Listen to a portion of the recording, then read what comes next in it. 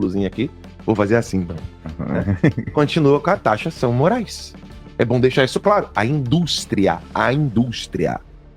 Coloca lá de novo na tela para o pessoal poder ver o que vem depois, que é o ponto que está sendo discutido na imprensa. O contexto diplomático da pressão comercial, ou seja, a justificativa americana. Os Estados Unidos impuseram as tarifas de até 50%, citando condenação de Bolsonaro e decisões do STF, que são como censura. Os Estados Unidos está vendo isso como censura.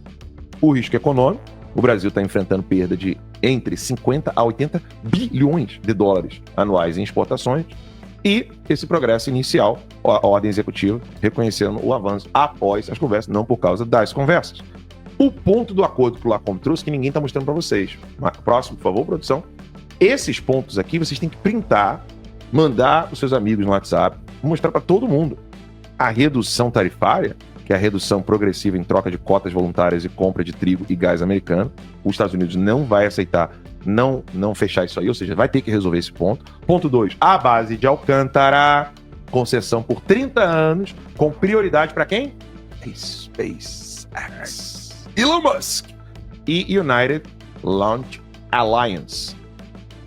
3, exclusão Huawei, retirada gradual de equipamentos em redes militares e satélites. E abandono do BRICS. Então, volta aqui pra mim. Então, o que o Trump tá dizendo? Ó, beleza. Pra provar que vocês vão cumprir o que eu quero, que é a liberdade do Bolsonaro, então, beleza, a guerra espacial tem que estar na minha mão, não na mão da China. Isso é muito claro. O que nós falamos aqui? Que a próxima guerra, ela é espacial. O Max falou isso exaustivamente. Eu falei isso aqui exaustivamente. O Lacombe trouxe uma série de pautas com relação a isso. Ou seja, quem assiste timeline parece que está vendo só um resumo de quase um ano de timeline. Eu peço a paciência de quem acompanha todos os dias. Mas quem chegou aqui agora de paraquedas não tem ideia que a próxima guerra, ela não é mais soldadinho, desembarca, Normandia, tá ligado? Soldadinho, desembarca na praia, tá. Não tem mais isso, não. Agora é drone que faz tá. Agora é míssil que faz cabum. O navio é só pra brincar. Oi, cheguei. Entendeu? A guerra é espacial. E você precisa da base de Alcântara. Você precisa do nióbio. Bolsonaro falava, ó. Penélope falava antes dele. Ele falou. Nego Rio em 2018. Em 2018 eu não entendi a necessidade do nióbio. Nióbio e grafeno, tá ok? Alan, é o seguinte, você é muito novo, garoto. Por isso que eu não entendi esse negócio de grafeno. Entendeu? Em 2018 eu não tinha entendido. Eu confiava, falava assim, Bolsonaro é militar sério. Ele não tá de brincadeira. Mas dizer que eu tinha entendido, agora, eu olho pra aquilo ali e falo, Alan, é o seguinte, você não tá entendendo nada, garoto.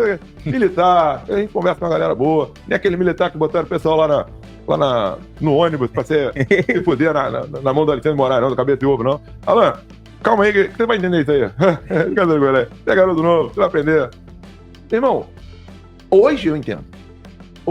E os Estados Unidos colocou ali bem claro, ó, base de Alcântara, 30 anos, 3 décadas. Eu não quero saber quem vai ser o governo de hoje, de amanhã, depois de amanhã. Eu quero esta porra por 30 anos. Porque em 30 anos eu paro a China, se eu tiver a base de Alcântara. Deu pra entender? Brinca. Porque o pessoal tá achando... O que o Centrão e os Faria Limers, os Tarceloides... O que esse pessoal não entendeu? O Trump tá arrumando birra porque o Bolsonaro tá preso. Você é manta. Você é burro pra caralho. Você é muito imbecil. O Trump está preocupado na soberania americana em toda a América e no poder global que os Estados Unidos hoje exercem para bem ou para mal. E isso gira em torno de autoridade e poder bélico espacial. O Bolsonaro é a peça que não impede os Estados Unidos de se proteger e proteger os seus aliados comerciais. Base de Alcântara é isso, meu irmão. Fala em base de Alcântara perto de um petista. Parece que você tá... exortiza de espíritos imundum. Se você falar base de Alcântara, USA ajudando a gente, irmão, vai ter petista espumando. Os caras ficam putos, porque eles sabem que é ali que tá o ouro, ali que tá o core da situação. Esquerdista tem um medo do caralho quando você fala esse negócio. Base de Alcântara, Estados Unidos, 30 anos. Irmão, eles espumam Essa expulsão da Huawei, né? da Huawei nos equipamentos militares. Tá fazendo uma limpa na China, né? Porque eles já começaram a fazer essa limpa aqui dentro. Nós noticiamos aqui. Ninguém vai. Essa imprensa bosta aí que nego fica seguindo, não fala para as pessoas que antes do Trump, ainda no governo Biden, os equipamentos chineses nos portos americanos já estavam sendo removidos. É uma operação de bilhões de dólares. Dezenas de bilhões de dólares. Se eu não me engano, chega a centenas, tá? Só de mudança do guincho. O que acontecia, Rei? A máquina que pegava o container, que administrava os portos, e aqui tem muitos portos, né? Aqui não é igual o Brasil, que só tem meia dúzia de portos na costa e pouquíssimos internos. Aqui nos Estados Unidos é um troço absurdo, o número é enorme. Esses equipamentos todos foram mudados porque eles eram controlados remotamente pelo Partido Comunista Chinês. O presidente do Senado e o senador Jacques Wagner discutiram na quinta-feira, quando vem a informação de que o Rodrigo Pacheco havia sido chamado pelo presidente Lula para ser informado de que o Lula queria mesmo que ele fosse candidato ao governo de Minas Gerais. E aí eu trago um bastidor exclusivo aqui para o All News, eu nem escrevi sobre isso, né, que foi a resposta do Rodrigo Pacheco ao presidente Lula. Agradeceu, né, a confiança, porque Minas é um colégio eleitoral importante, mas falou, presidente, nem partido para concorrer eu tenho. Por quê? Porque Rodrigo Pacheco está no PSD, e o PSD mineiro filiou o vice do Zema, já para que o vice concorra à sucessão de Romeu Zema. Então, Pacheco, se fosse candidato, iria para o MDB. Mas ao dizer para Lula, presidente, obrigado pela confiança, mas nem para partido para concorrer eu tenho, puxou esse freio. E aí o que acontece, né? Diz que quando estava tendo a conversa do Lula com o Pacheco, o Jacques Wagner começou a falar, que pena, né, no Senado, que pena, o Pacheco não vai ser, olha aí que coisa, né? Sendo que ele vinha defendendo publicamente a indicação do Messias como um fato consumado, porque o Messias sempre foi o favorito do Lula, isso a gente já sabe. Quando essa história bateu no Davi Alcolumbre chamou o Jacques Wagner e falou, a partir de hoje você não dirija mais a palavra a mim. Não conversamos mais. Acabou, não existe mais relação entre mim e você. As pessoas acharam... O próprio Jacques Wagner saiu colocando meio panos quentes. Ontem eu revelei que essa conversa tinha acontecido, que o Davi Alcolumbre havia rompido as relações com o Jacques Wagner, e o Jacques fez o quê? Deu uma série de declarações minimizando, falando que não, imagina, o que só irritou o Davi Alcolumbre. As pessoas ficaram sem entender, ligaram para ele e perguntaram, mandaram a matéria, a coluna que a gente publicou ontem aqui no UOL. Isso aqui é verdade? E a resposta dele foi, abro aspas, não existe mais relação institucional ou pessoal entre mim e ele. E é definitivo. O Alcolumbre disse ter ficado muito irritado com as especulações de que ele estava buscando a presidência do banco, presidência do CAD, presidência do Banco do Nordeste, Norte, enfim, de instituições, né? E aí disse o seguinte para esse interlocutor, que este segundo, que falou com ele, com o qual também conversei, é inclusive do PT, que ligou para tentar acalmar um pouco a coisa. E aí o Alcolumbre disse, eu não vou trocar uma amizade de 20 anos que eu tenho pelo Pacheco, pela presidência de nenhum banco, não. É um insulto espalharem isso. Quando você pergunta, então, qual é o status da coisa, a resposta é grave e parece ser mesmo definitivo. Tem uma questão que o Alcolumbre está acompanhado por uma maioria, digamos assim, hoje no Senado, não necessariamente na oposição ao Messias, mas na resistência à forma como foi feita, conduzida a coisa pelo Palácio do Planalto junto a Rodrigo Pacheco. Ontem, por exemplo, também se disseminou a tese de que o Lula teria ligado para o Alcolumbre, alguém teria ligado para o Alcolumbre, ninguém ligou para ele. Ele foi comunicado assim como todo o resto do mundo que ficou sabendo quando o Messias foi chamado até o Palácio do Planalto na véspera de uma viagem do Lula, que foi, na verdade, para a África do Sul participar de uma reunião do G20. Então, assim, o clima é de insatisfação, é uma sensação de desprestígio. A prerrogativa, isso precisa ficar muito clara, a prerrogativa de indicar um integrante do Supremo Tribunal é pessoal e intransferível do presidente. A Constituição exige 3 requisitos mínimos, quer dizer, 3 requisitos para que este nome seja aceito: idade mínima, notório saber jurídico e reputação ilibada.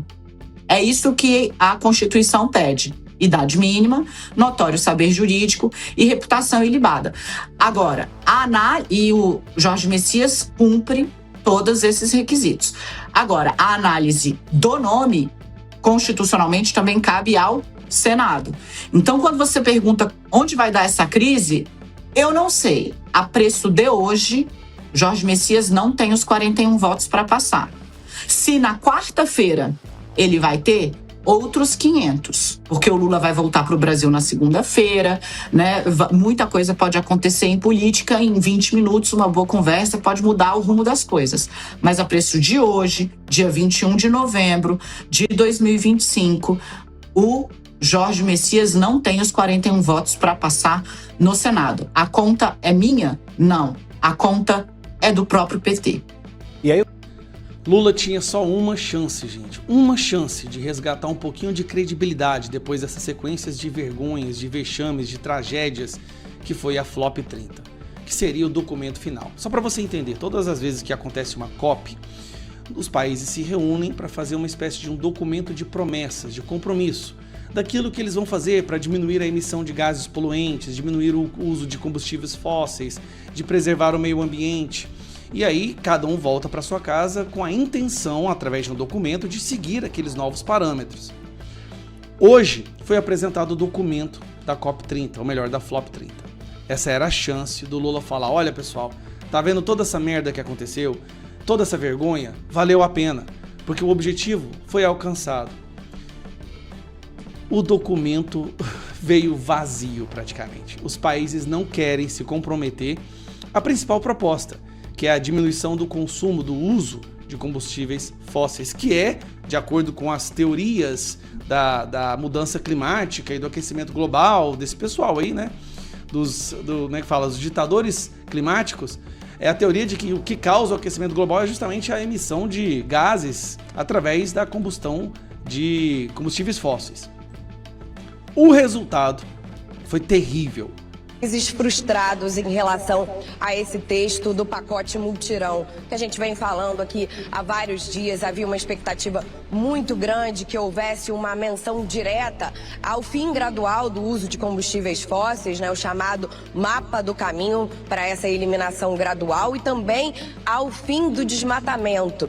E o texto, ele é muito leve, né? Tem uma menção muito amena a esse respeito, a respeito da emissão de gases de efeito estufa. Então já tem uma carta de mais de 20 países que dizem que isso não é suficiente. E muitos cientistas, climatologistas, também reagindo negativamente a esse texto. A gente sempre explica que esse texto vai ser submetido ao consenso de todas as delegações, de todos os países, e pode ser que volte, né, para ser reescrito e aí retorne à votação novamente. É um processo comum às conferências do clima, às COPs, porque realmente cada parágrafo, cada linha é negociada ao extremo. Mas nesse momento, com o texto que foi divulgado na madrugada, depois da interrupção de 6 horas em função, né, do incêndio que atingiu aqui a área de pavilhões da Zona Azul.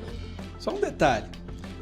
Ficou 6 horas parada a COP30 ontem porque pegou fogo como nunca aconteceu antes em nenhum evento internacional dessa magnitude. E logo depois eles tentaram assinar um documento para diminuir o uso de combustíveis fósseis.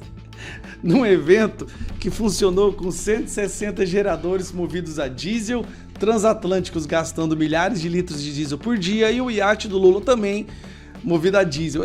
Cara, não tem cabimento. Nesse momento, há uma frustração muito grande, porque houve uma pressão por parte dos países que são mais dependentes de combustíveis fósseis em relação a não colocar com uma menção explícita a questão do mapa do caminho para longe dos combustíveis fósseis. Eu quero destacar um trecho, antes da gente seguir na nossa conversa aqui no Conexão, desse documento que vai ser submetido ao consenso ou não dos países. Diz o seguinte: reconhece que a transição global rumo a baixas emissões de gases de efeito estufa e ao modelo de desenvolvimento favorável ao clima é irreversível e representa a tendência do futuro. Então essa é a menção que muitos consideram fraca. É só isso. A menção do texto, olha, vai acontecer, é uma tendência, é irreversível, mas nós não nos comprometemos a fazer nada. Viemos aqui, quase fomos assados vivos, tudo foi caro demais, passamos um calor dos infernos, fomos assaltados pelo Comando Vermelho, nossas acomodações foram precárias. Cara, o chanceler da Alemanha, ele foi muito educado. E olha, sinceramente, o Lula, ao invés de tentar fazer com que ele peça desculpas, o Lula tinha que agradecer o cara. Ele foi educado, polido, ao descrever de maneira muito sutil e superficial a bagaceira, desculpa usar esse termo, mas a bagaceira que foi a COP30, gente. 1 bilhão, mais de 1 bilhão do nosso dinheiro foi gasto nisso daí. Mais de 1 bilhão. E o resultado é zero. Zero. Que vergonha, cara. Que vergonha, que vergonha. Eu espero que no próximo presidente Bolsonaro, quando ele voltar, que a gente possa resgatar um pouquinho da credibilidade do nosso país.